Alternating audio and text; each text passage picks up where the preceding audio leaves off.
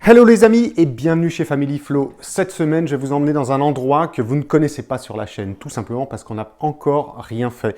C'est la dernière parcelle de terre qu'on a, qui fait à peu près une centaine de mètres carrés et on va tenter cette année de produire nos légumes. Et on vise 300 kilos pour la saison. Non, je plaisante bien sûr parce qu'on est néophyte, donc on va tenter de faire ça, toujours en mode récup, du gratos. Et d'ailleurs, merci beaucoup pour toutes les personnes qui nous ont envoyé des graines. C'est vraiment top. Et là, on va pouvoir expérimenter les choses. Et d'ailleurs, si on a des graines, eh ben, on pourra les échanger après par la suite. Ça va les filles?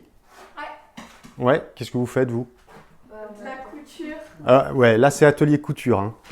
On voit, il y a les portants. Et la belle. Alors, qu'est-ce que vous faites? Alors, ça c'est un t-shirt que j'ai fait il y a pas longtemps avec un vieux gilet qui est en boule dans mon armoire. Donc je me suis dit que j'allais en faire un petit lot. Ensuite, pour la nouvelle saison, l'été, etc., j'ai fait des débardeurs. Voilà. Donc ça c'était une robe. Bon, allez, direction le potager, je vous emmène et je vais vous expliquer un peu ce que j'ai fait, mais j'ai certainement fait pas mal d'erreurs. Allez, c'est parti. Alors en fait l'idée, ouais, comme je le disais, c'est vraiment que ce soit gratos, donc récup de graines, échange de graines, récupération d'eau de pluie, et puis avec en fait on essaye d'amender tous les sols avec des matières qu'on a ici sur le terrain.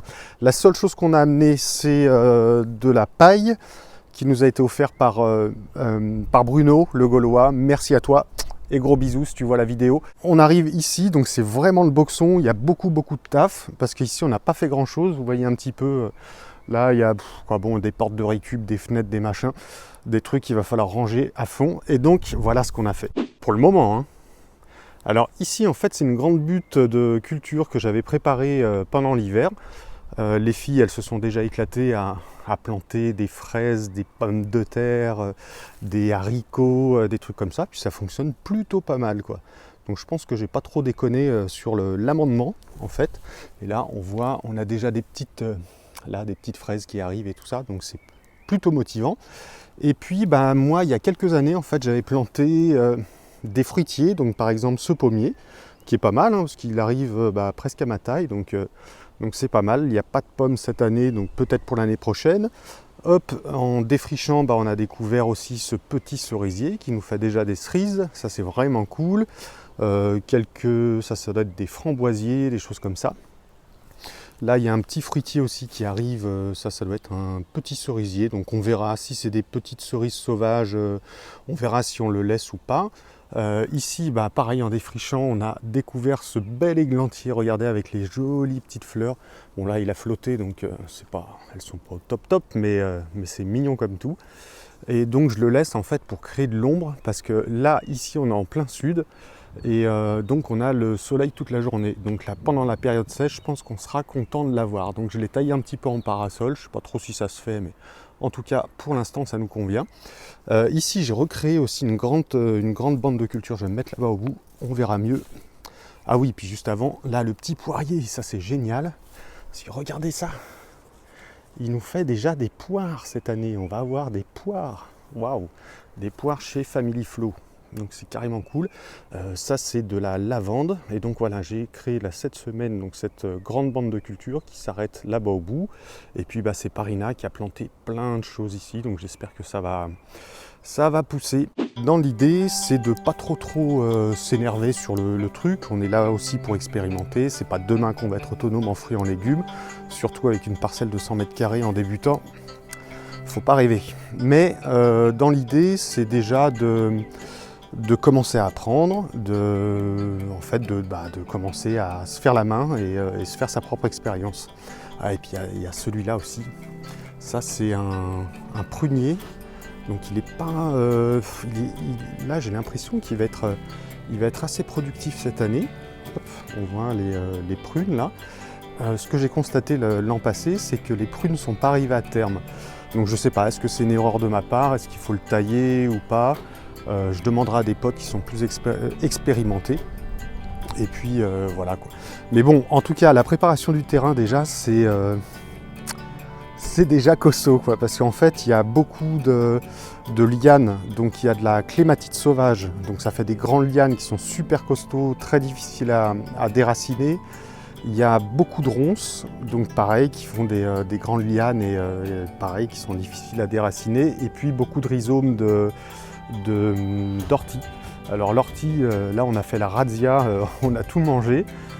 Et c'est super bon quoi, de toute façon on en a déjà parlé.